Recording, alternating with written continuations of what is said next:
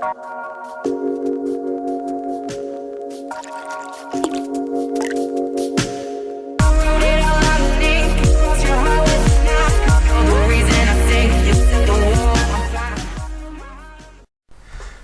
tout le monde, c'est McFlicon et aujourd'hui je vais vous montrer comment dégrader deux couleurs de marqueurs acryliques. Donc dans cette vidéo on va utiliser des Molotov One for All 127 HS, donc ceux qui ont des mines de 2 mm. Vous pouvez suivre ce tuto avec n'importe quel autre marqueur de ce type là. C'est exactement la même chose que les Posca. Je suppose qu'il y aura encore d'autres marques de marqueurs qui sont chargés avec de la peinture acrylique, donc ça marchera aussi.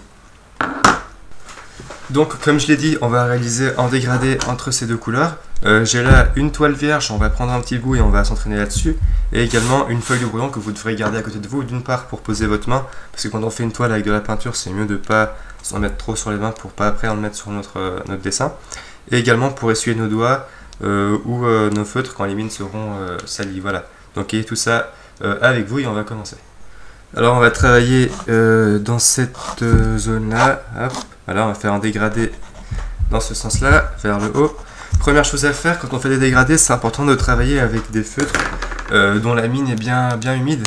Donc il faut vraiment la charger en peinture. Vous voyez que là, ça a l'air d'être un petit peu tout sec. Donc on va se mettre sur l'endroit dur de la toile. Donc là, il y a le bois en dessous, je vais pouvoir appuyer. Et on va bien secouer le feutre et charger la mine en peinture. Il faut vraiment y aller.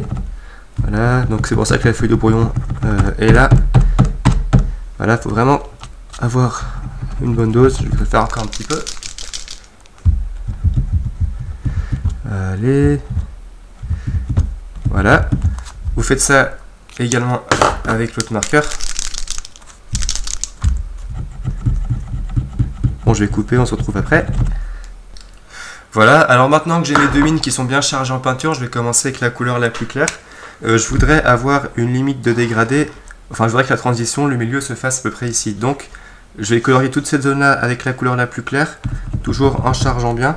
Et je vais aller en fait jusqu'ici parce que la couleur la plus claire, elle va vite être foncée par la plus foncée. Donc il va falloir colorier une plus grande surface avec la couleur la plus claire.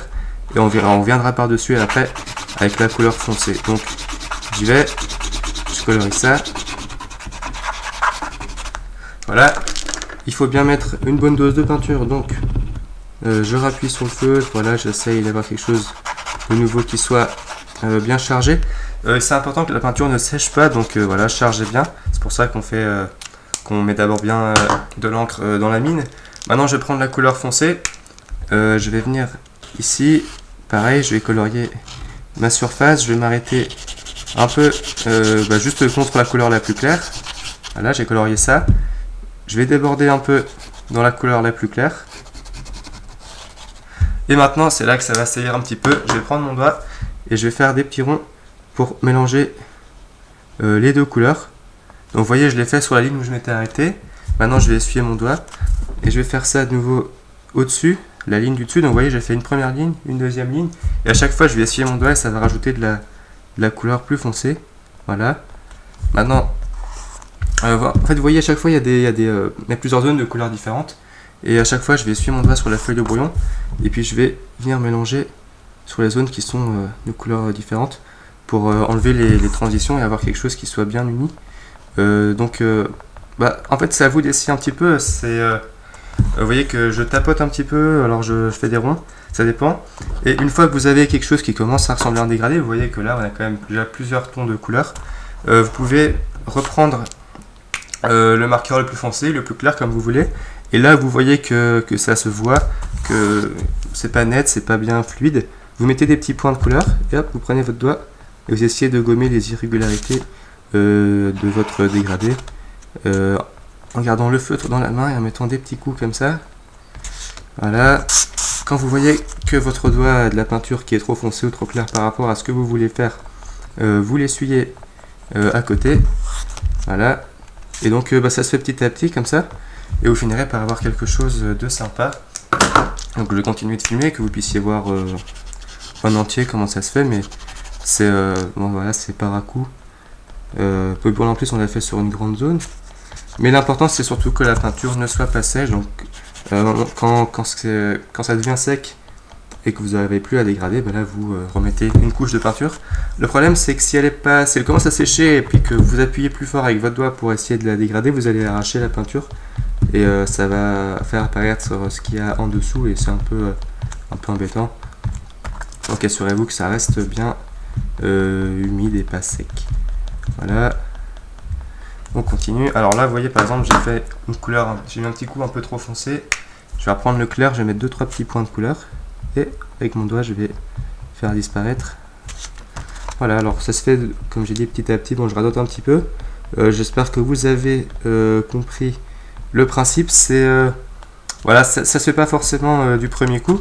Il faudra peut-être essayer plusieurs fois avant d'arriver à un résultat correct, mais c'est petit à petit on arrive à construire un dégradé. Donc de nouveau, même si vous n'avez pas très bien compris comment j'ai fait, si ça vous semble difficile, parce que ça peut être le cas, dans ce cas, vous avez juste à vous entraîner, il faut essayer et vous ne pourrez pas savoir comment on fait tant que vous n'aurez pas essayé vous-même. C'est comme ça que ça se passe pour la plupart des choses.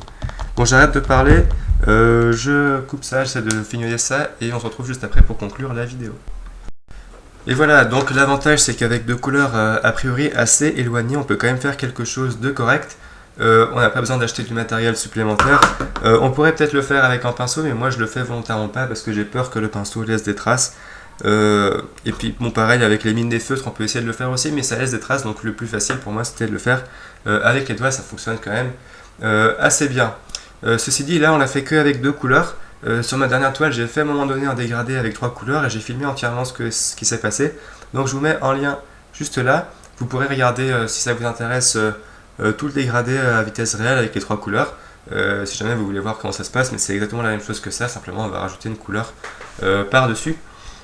Donc voilà, c'est terminé. Dites-moi dans les commentaires si ça vous a plu et s'il y a d'autres sujets que vous souhaiteriez que je traite dans ces mini-tutos. Et sinon, je vous souhaite à très bientôt, portez-vous bien et merci d'avoir regardé la vidéo. Salut tout le monde! Pour le premier tuto de ma nouvelle série de mini-tutos, et aujourd'hui on va voir comment dégrader une couleur vers le blanc en utilisant le Blender.